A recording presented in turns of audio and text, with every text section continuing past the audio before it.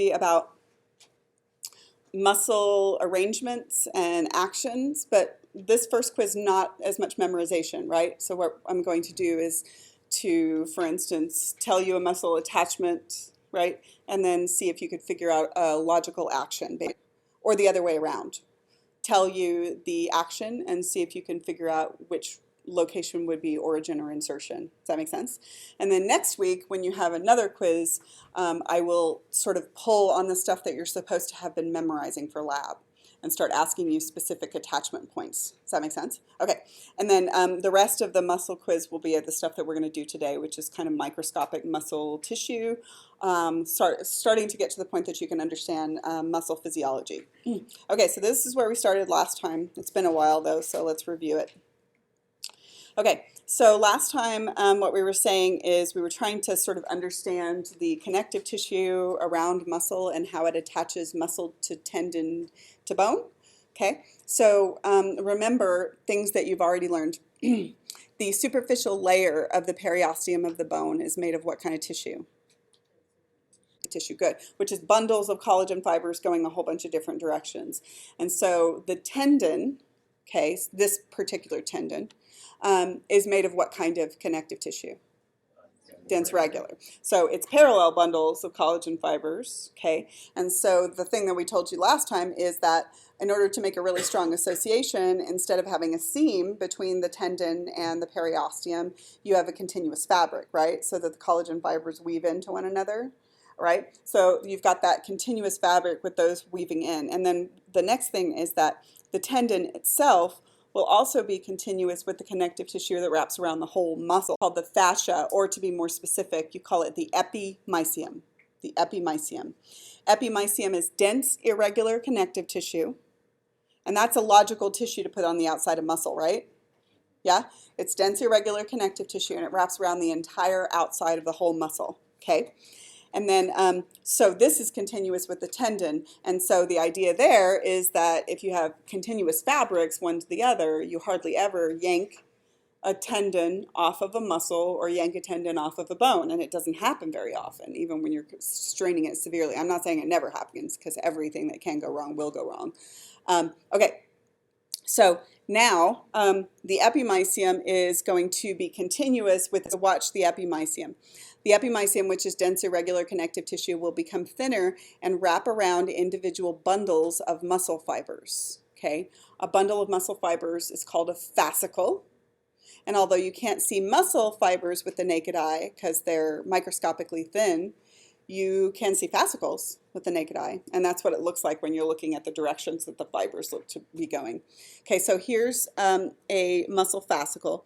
The tissue that is continuous with the epimysium that wraps around the fascicle is called perimysium. And perimysium is thinner. It's not really a dense irregular connective tissue anymore because it's too thin to be that. It still has a whole bunch of collagen fibers in it, kind of like a hybrid between a loose areolar and a dense irregular connective tissue. Thinner, still collagen fibers, little few elastic fibers in it as well. Okay, and then take that fascicle and break it down to individual muscle fiber. Okay, the fascicle, the tissue that was wrapping around the fascicle was perimysium, and now we fold it in and make it even thinner, and it wraps around each individual muscle fiber as endomysium. And it's still thinner, it still has collagen fibers in it.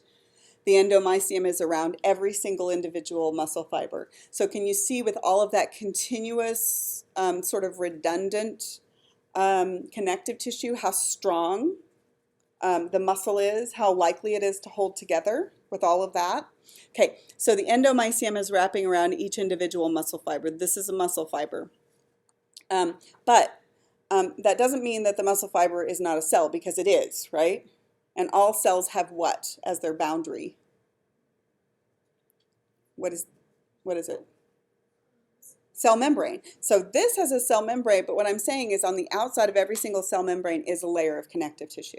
Okay, so it's got a cell membrane and then it's got endomysium. Does that make sense? Okay, so the epi, the peri, and the endo are continuous with one another, and it goes in that order: EPE, epi, peri, endo. Okay, and then the tendon will be continuous with the periosteum of the bone, Although, just so you know, some muscles actually insert onto other muscles instead of going onto bone. Sometimes you can actually insert onto the outside of a muscle. For instance, all of these teeny tiny little facial muscles are primarily about moving the skin around, right? Not so much moving the bone around. Does that make sense to you guys? And you're going to learn those this week, like the orbicularis oculi, the muscle that goes around your eye. It doesn't really move bones around, right? It moves connective tissue around, the one around your lips as well. So I know that we are consistently talking about skeletal muscle as moving bones around, but that's just a start. Skeletal muscle usually moves bones around, doesn't always move bones around. Okay, so now, nerve and blood supply to skeletal muscle. So if I am looking at a whole skeletal muscle like this, or even a whole head of a skeletal muscle, which is what this one is, what generally I'm going to have is every single skeletal muscle is going to have at least one artery going in, one vein coming out, and one nerve going to it. And usually, there are exceptions to this, but usually it will come in somewhere along the belly of the muscle, like the midline, like chunky part of the muscle.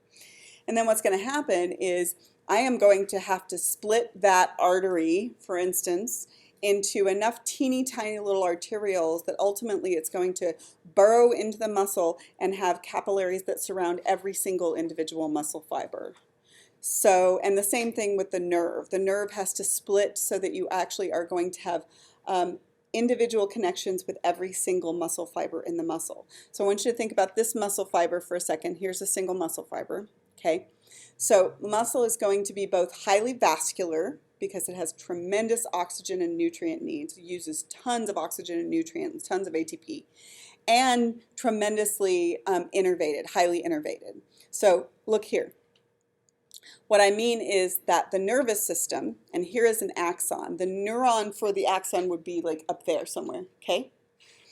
This axon is going to have to communicate with every single muscle fiber. So every single muscle fiber actually has to be told exactly what to do, or else it does nothing. It's like a teenager, right? Anybody else have a 16-year-old? My 16-year-old, if I tell him to please go take a shower, but I do not tell him to wash his hair, there's no way in hell he's going to wash his hair. And when he comes back out, I'll be like smelling his hair. Tell me to. Did you put on clean clothes? You didn't tell me to. He just puts the same dirty clothes on. Who does that? So anyway, they're like basically like muscle fibers that you're dealing with. So here's the deal. If, however, you cut this axon, these three would be paralyzed. They would never do a thing again unless you re-innervated them. If you cut this one, this branch off of the axon, that would be paralyzed. Okay. Now that is significant with skeletal muscle because skeletal muscle pretty much only does what the nervous system tells it to do. Not true with cardiac or smooth muscle. That means that, for instance, if I damaged a nerve here, then my hand would be paralyzed unless I got reinnervation. Now the nervous system is not very good at reinnervation. If I damage this part out here, it might, given a few years, reinnervate partially. But if I damage the central nervous system, if I damage the lumbar region of my spinal cord, which is supposed to carry a stimulus from my brain down and then out to my legs, if I damage the lumbar region of my spinal cord, that damage is permanent. The central nervous system, for all practical purposes, does not reinnervate, and then you are going to have paralysis of the muscles. That makes sense? With the exception of like a few experimental treatments, which we'll talk about when the nervous system. If you have nervous system damage in the central nervous system, it's pretty much permanent damage. In the peripheral nervous system, it might be permanent or it could heal. Okay, so highly, highly innervated. So lots and lots of nervous innervation with skeletal muscle. And then also highly, highly vascular. So every single individual muscle fiber has a little net of blood capillaries surrounding it.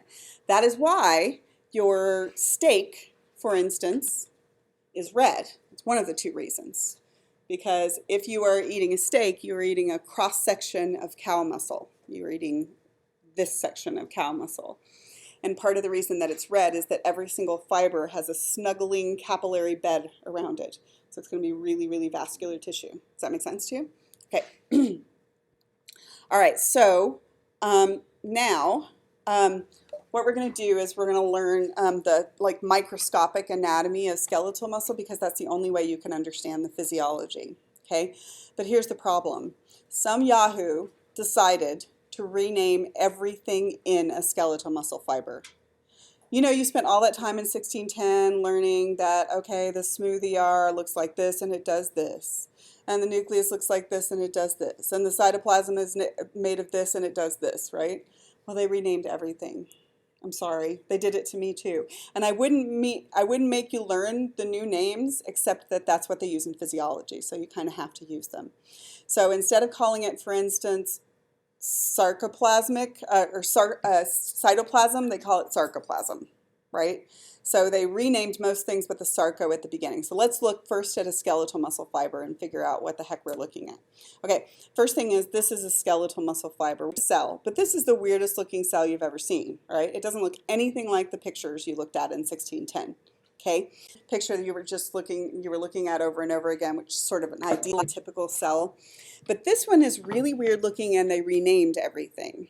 Okay, I will tell you that eventually we will figure out that the reason it looks so weird is because of its unique functionality and contraction. And we'll put the structure function together. But for right now, let's look at the things that are renamed. Individual skeletal muscle fiber is multinucleated. Do you guys remember that? So look, 1, 2, 3, 4 nuclei, right? And remember that it's striated as well. Today we're going to get a really good idea as to why it's striated and to what that has to do with its function. Okay, and then a single muscle fiber is going to be microscopically thin. It is between 10 and 100 micrometers. You can't really see 10 micrometers with the naked eye. You can hardly see micrometers with the naked eye, but it's up to 12 inches in length. Do you know what the longest muscle in your body is? Sartorius, exactly. Sartorius goes from here to here. Not particularly impressively long in me, but there's some tall people in here and it's going to be longer in you. And some of the muscle fibers in the sartorius go most of the belly of the muscle. So I'm not saying that Shaquille O'Neal's muscles are only up to 12 inches in length. You can have them longer. That's just sort of an average for the longest fibers in some people. So up to 12 inches in length. Okay, so now let's look at the components of a muscle fiber. Please remember that when we say muscle fiber, we mean the same thing as muscle cell, right? It's the same thing, okay? And the first thing is they renamed the plasma membrane. So instead of calling it a cell membrane or a plasma membrane, now they call it the sarcolemma. It's still made of the same stuff. It's still a phospholipid bilayer, and it's got proteins studded in it for all different kinds of functionality, but now it's called the sarcolemma, okay? And then inside, you are used to calling it cytoplasm or intracellular fluid or cytosol, but now they're going to call it sarcoplasm. Remember, sarco means flesh. It's used to refer to microscopic muscle structures. So what is unique about the sarcoplasm? Well, some things that are visible and some things that are not visible but are conceptually important. First thing is, in the sarcoplasm, multiple mitochondria. So here's 1, 2, 3 mitochondria. That's not very many, but there's tons in there. They're just not showing them all. Why is it significant that tissue, the skeletal muscle fibers, have tons of mitochondria? Yeah, the mitochondria produces ATP energy, right? Okay, so keep that in mind. So you can definitely see those. We've already talked about the multiple nuclei. Before I go into the next thing, keep this mitochondria in mind, and let me talk about the multiple nuclei for a second.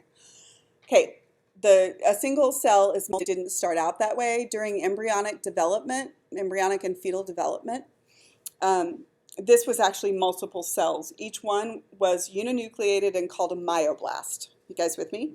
And then during the process of development, they fuse, and they fuse into this big multinucleated cell. The fusion process is called syncytium, which is like damn near impossible to spell. But here's the deal with